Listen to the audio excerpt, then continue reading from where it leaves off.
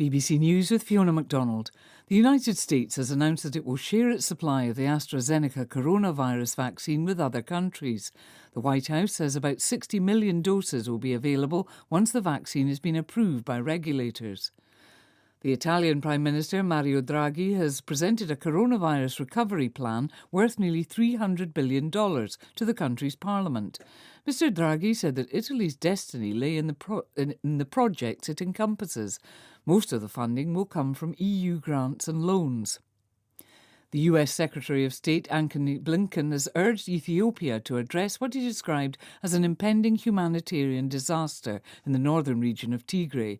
In a phone call with Prime Minister Abiy Ahmed, he said troops from neighbouring Eritrea should withdraw immediately. The US population has grown at its slowest rate since the 1930s, according to data released by the Census Bureau.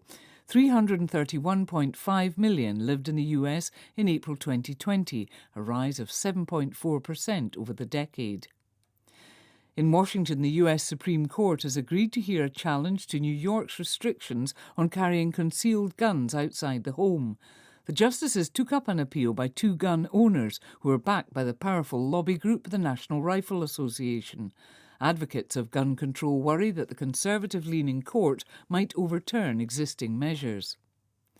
Spain's maritime authority says 17 people have been found dead on a boat near the Canary Islands.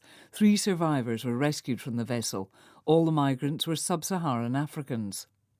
And in Burundi, ceremonies have been held to mark the release of the first tranche of prisoners under a presidential pardon. The president and foreign ambassadors saw almost 1,000 inmates walk free from a prison in Bujumbura. BBC News.